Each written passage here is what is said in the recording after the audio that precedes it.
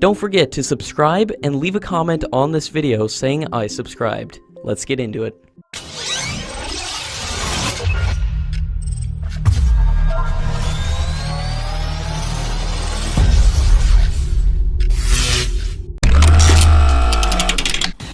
According to media reports, the Indian Air Force had been actively suggesting the creation of a separate cadre for UAVs and air defense systems, but the Indian Defense Minister has said that creating another structure for UAVs is not the way forward, and the discussion on having a unified drone force is currently underway. The new proposal recommends a role-specific cadre, which will ensure that the candidates will be selected for these specific cadres from the time of recruitment, just like the selection of fighter pilots and transport pilots.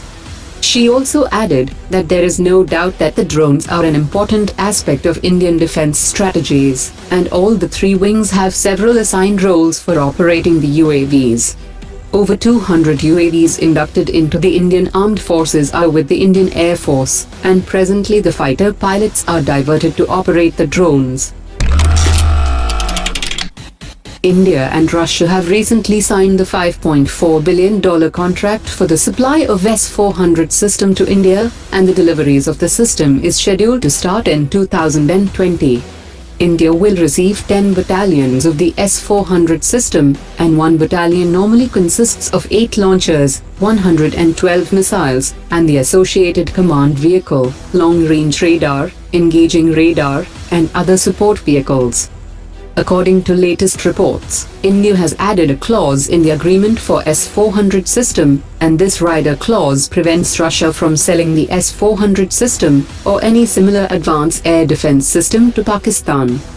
The rider clause permanently puts an end to Pakistan's dream of acquiring the S400 system, and such high-value acquisitions are only fantasy for a country like Pakistan, that is currently selling cars and buffaloes to pay its international debt. India is in the process of buying 4 Corvette-class stealth frigates from Russia, while 2 of these ships will be built in India, and the first 2 ships will come from Russia. The stealth frigates have their superstructure changed to reduce the radar signature, and improved systems and electronics will be installed to make it a more formidable ship. India is purchasing more experience and manufacturing equipment to speed up the P-17A construction, and according to reports, once these 4 Corvette-class stealth frigates are in service, India will build additional 7 advanced P-17A stealth frigates. The Indian Navy had received the first anti-submarine stealth corvette in July 2014, and 3 of these corvettes are now in service by 2018, and another corvette is under construction. According to reports, India plans to order 8 more anti-submarine stealth corvettes. The Indian Air Force's MiG-29 has gained strength and ferocity after the recent upgrade by the Indian Air Force. The aircraft is now capable of mid-air refueling, and is also compatible with latest systems, along with multifunctional display. According to an official, the upgraded fighter jet has recently showcased its combat capabilities, and the fighter jets are capable to give a perfect response to the adversaries after the upgrade. In order to enhance their operational capabilities, the Indian Air Force has initiated the process of a comprehensive modernization plan to upgrade its fighter jets. India's Strategic Forces Command has successfully tested the indigenously developed Prithvi-II System during the night time. The system was randomly selected from the production stock, and the entire test was monitored by the scientists.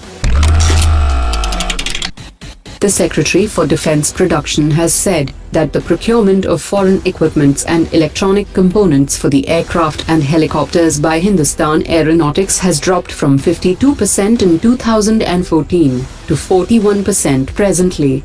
He also said that the purchase of foreign products by Indian research and developmental agencies has also fallen from 29% to 23%, and these figures indicate that India is moving towards indigenization in the defense sector. According to latest reports, the Indian Air Force will start using ethanol-blended air turbine fuel to fly its transport aircraft like AN-32, after Prime Minister Modi asked to increase the use of biofuels and ethanol-blended fuel to lower the costs of imports. India currently imports up to 80% of its oil requirements, and will now spend $1.5 billion on setting up biofuel refineries that are expected to employ around 15,000 people. Prime Minister Modi has said that the use of ethanol-blended fuel could help the country to save $1.7 billion every year.